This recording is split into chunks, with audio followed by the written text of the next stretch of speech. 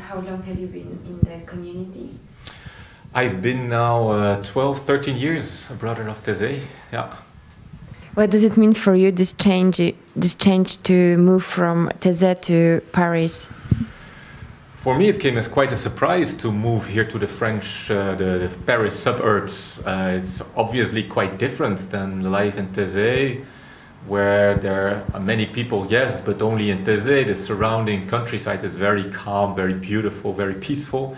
And here life is very chaotic, but very much alive. And this is what I like very much. I mean, it's really, how to say, it's a bit, you see really France, a very different aspect of France, but really France as well.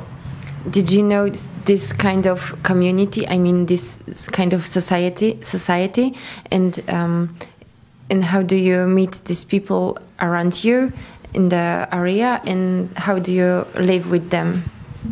No, I grew up in a small town as well, so I'm not at all used to this kind of life. But I mean, in Taizé, we're very used to meeting people who are very different than us, who see some questions very different than I see them. But when you start meeting with them, you realize that you have a lot in common as well, and that you have this shared humanity, that you have this shared faith, sometimes in God. And this is what we experience here as well with the people, especially here in the church, of course, that what brings us together is this faith in Christ, and then in the end it doesn't matter where we come from. And even with the people here in the neighborhood who often are Muslim or any other belief, then we still have this shared humanity, this hope for humanity to go towards something beautiful.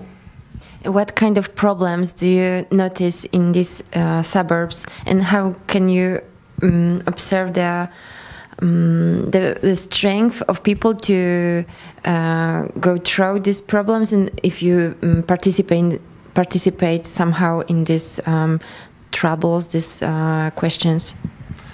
No, maybe this is good to realize exactly that when you walk around in Paris, the Tour d'Eiffel, I mean all these beautiful buildings, that in fact where the people live is in like neighborhoods like this, where life is sometimes quite difficult because the apartments are very small, life is all the times very expensive.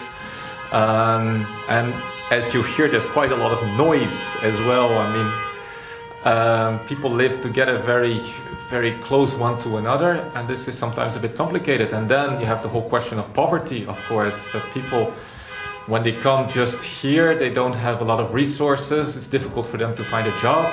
Sometimes it's impossible to find a job. How is your collaboration with young people?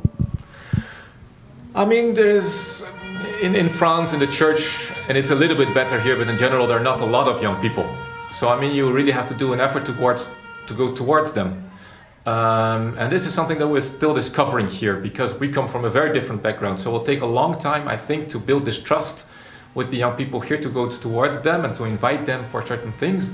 But a lot of them, they're very, how to say, they like meeting other people. They have this idea of being a bit locked up in their own neighborhoods.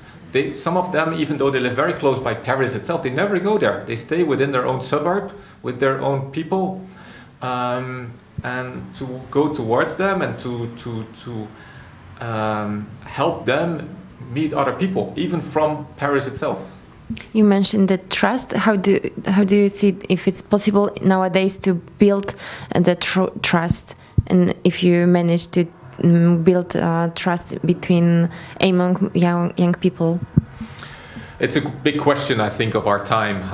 That in all of our societies, sooner or later, they will get very mixed. Yes, because I mean there are differences everywhere, and so how do we understand that they're very different, but at the same time that we can build trust? And I don't have any answers to that. Yes, because I see here around me as well that it's difficult. Yes, that it's difficult to trust another, because we shouldn't be naive as well. But that slowly, little by little, when you get to know people, when there's this kind of friendship that can start, that you can trust, that it's worth, in any case, to take the risk to trust.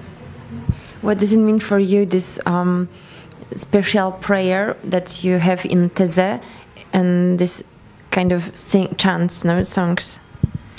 Yeah, this is quite something new here, perhaps, because I mean the tendency in a neighborhood like this is more to have charismatic prayer with a lot of movement, a lot of music, And then to have something more calm and more peaceful, I think when people discover it, they like it. Because exactly, as you hear, there's a lot of noise, there's a lot of stress. To have something of a little haven of peace where people can come, be quiet and pray and find this proximity, this closeness to God. I think this is something that we can really add to this neighborhood. tvp.info. Wiesz więcej.